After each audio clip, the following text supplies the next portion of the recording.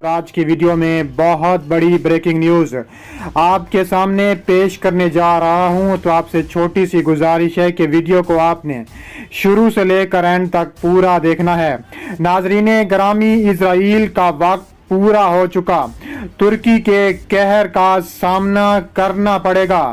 ترکی صدر رجب طیب اردوغان کا دھماکہ خیز اعلان سامنے آ گیا۔ ترکی نے اپنا سب سے تیز رفتار خطرناک ایٹمی میزائل گوگڈزان اسرائیل کے 2 شہروں پر چلا دیا۔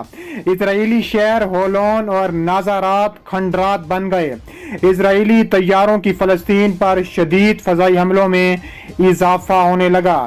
ویڈیو کی تفصیلات میں آگے بڑھنے سے پہلے اگر آپ اسرائیل سے نفرت کرتے ہیں تو ہماری ویڈیو کو لائک کرنے کے ساتھ ساتھ چینل کو سبسکرائب کر کے بیل آئیکن پر کلک کر دیں۔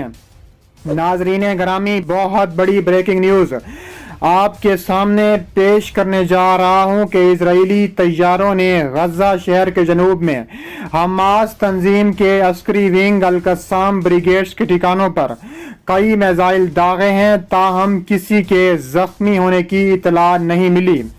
ترکی کے صدر رجب طیب اردوغان نے بصدد مسرت اعلان کیا کہ اس نے اپنی افواج کو سب سے خطرناک گوگڈزان میزائل بھی دے دیا ہے۔ یہ دنیا کا تیز رفتار میزائل ہے جو 17 مارک یا ماہ کی رفتار بھی پا سکتا ہے۔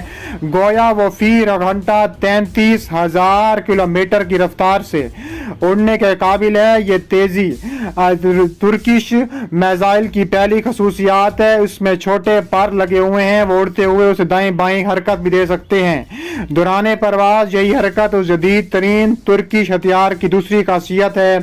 اس قسم کا میزائل اصطلاح میں ہائپر سونک یا بوسٹ گلائڈ کہلاتا ہے۔ انتہائی تیزی اور حرکت پذیری کی 2 صلاحیتوں کے باعث اس وقت دنیا کا بہت بڑا میزائل ڈیفنس سسٹم کو نشانے پر گرنے سے نہیں روک سکتا، اس لیے فی الوقت دنیا کا خطرناک ترین میزائل بن چکا ہے۔ اس کے علاوہ گوگڈزان کو سب سے پہلے بیلسٹک میزائل کے ذریعے فضا میں بھیجا جاتا ہے۔ یہ تقریباً 100 کلومیٹر بلندی پر پہنچ کر بیلسٹک میزائل سے الگ ہوتا ہے۔ وہ پھر 20 تا 27 ماہ کی رفتار سے سفر کرتے ہوئے نیچے آنے لگتا ہے۔ اس دوران وہ کبھی اوپر، کبھی نیچے، کبھی دائیں، کبھی بائیں ہوتا ہے۔ ماہرین کا کہنا ہے کہ یہ میزائل حرکت و حرکت میں نسب حساس آلات کا کرشمہ ہے۔ بعض ماہرین سمجھتے ہیں کہ اس اڑن بم میں گائیڈنس سسٹم نصب ہے جسے زمینی ریڈاروں اور فضائی مصنوعی سیاروں کی مدد سے چلایا جائے گا۔ بہرحال انتہائی تیزی اور مسلسل حرکت پذیری کے باعث زمین سے چھوڑے گئے کسی بھی میزائل کے لیے اس کو نشانہ بنانا بہت مسئلہ بن جائے گا۔ ظاہر ہے کہ اسے ایسا میزائل پکڑ سکے گا جو کم از کم 30 یا 35 ماہ کی رفتار رکھتا ہے، مگر سائنسدان ابھی تک زمین سے بلند ہونے والے ایسے میزائل ہی بنا پائے ہیں جن کی زیادہ سے زیادہ رفتار 4-5 ماہ ہے۔ اس کے علاوہ اس کی رفتار اس لیے زیادہ ہے کہ وہ فضا سے نیچے گرتا ہے، اس لیے بے پناہ تیزی کا حامل بن جاتا ہے۔ واضح ہے کہ یہ بیلسٹک میزائل گوگڈزان ہائپرسونک گائیڈڈ وہیکل میں ایک بنیادی فرق ہے۔ بیلسٹک میزائل 100 کلومیٹر بلند ہو کر نیچے کا سفر طے کرے تو اس کا راستہ معین ہوتا ہے۔ وجہ یہ ہے کہ اس میں حرکت پذیری جنم دینے والے نظام نصب نہیں ہوتے، اگرچہ گرتے ہوئے اس کی رفتار بہت تیز ہوتی ہے۔ یہی تیزی بیلسٹک میزائل کو خطرناک ہتھیار بناتی ہے، مگر ہائپرسونک گائیڈڈ وہیکل اس سے زیادہ تیز رفتار ہو سکتی ہے۔ وجہ یہی ہے کہ ہیبت ناک تیزی کے ساتھ یہ سفر بھی طے کرتی ہے۔ اس کے علاوہ دیکھا جا رہا ہے کہ اسرائیلی فورسز نے غرب اردن کے شہر جنین پر دھاوا بول دیا ہے، جس کے بعد فلسطینی سیکیورٹی فورسز اور صہیونی فوجیوں کے درمیان جھڑپیں شروع ہو چکی ہیں۔ فائرنگ کے تبادلے میں 2 فلسطینی سیکیورٹی اور 1 شہری شہید ہو گئے ہیں۔ فلسطینی وزارت صحت کے مطابق فائرنگ کی زد میں آ کر راہ گیر بھی زخمی ہو چکا ہے۔ میڈیا رپورٹس کے مطابق فلسطینی انٹیلیجنس نے بتایا ہے کہ اسرائیلی فوج کی فائرنگ سے شہید ہونے والے سیکیورٹی فورس کے اہلکاروں کی شناخت کیپٹن تیسیر ابیسا اور لیفٹیننٹ ادھم علیوی کے نام سے ہوئی ہے۔ اس کے علاوہ افغان صدر نے ایسی کارروائیوں کے مضمرات میں ایک بیان جاری کیا ہے۔ انہوں نے کہا ہے کہ قابض اسرائیلی حکام کی طرف سے فلسطینی عوام کے حقوق کی ظالمانہ کارروائیاں بین الاقوامی قانون کی خلاف ورزیاں ہیں۔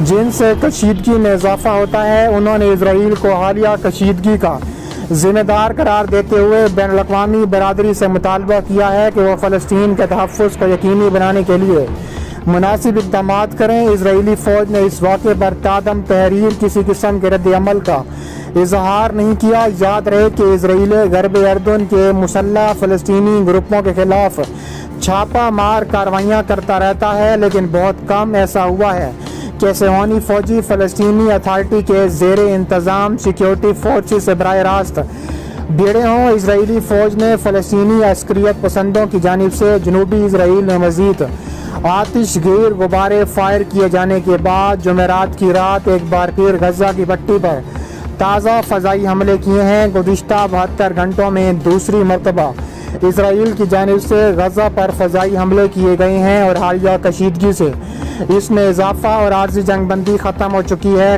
یاد رہے کہ غزہ سے آتش گیر غبارے چھوڑے جانے کا پہلا واقعہ مقبوضہ مشرقی بیت المقدس میں یہودی قوم پرستوں کی جانب سے مارچ کے بعد پیش آیا تھا۔ اسرائیلی ڈیفنس فورسز نے ایک بیان میں کہا ہے کہ تازہ حملوں میں اس کے لڑاکا طیاروں نے خان یونس اور غزہ شہر میں حماس کے زیر انتظام فوجی کمپاؤنڈ کو نشانہ بنایا ہے۔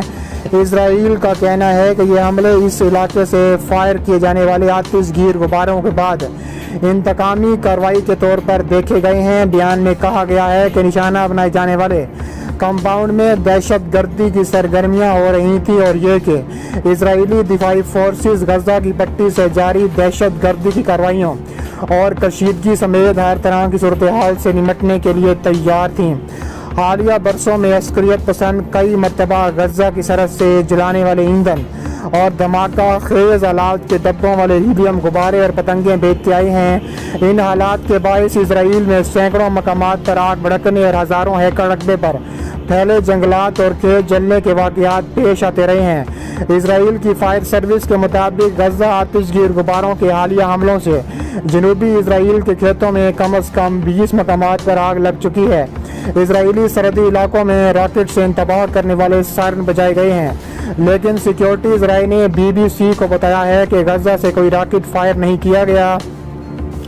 خبر رساں ادارے AFP کے مطابق حماس کے عسکریت پسندوں نے بھاری مشین گنوں سے فائر کر کے جیٹ طیاروں کے حملوں کا جواب دیا۔ اس کے علاوہ ترکی نے خطرناک ترین میزائل بھی اس کے خلاف اتار دیے اور اسرائیل کی چیخیں آسمانوں تک پہنچ لگیں، جس سے اسرائیل میں کوہرام مچ گیا ہے۔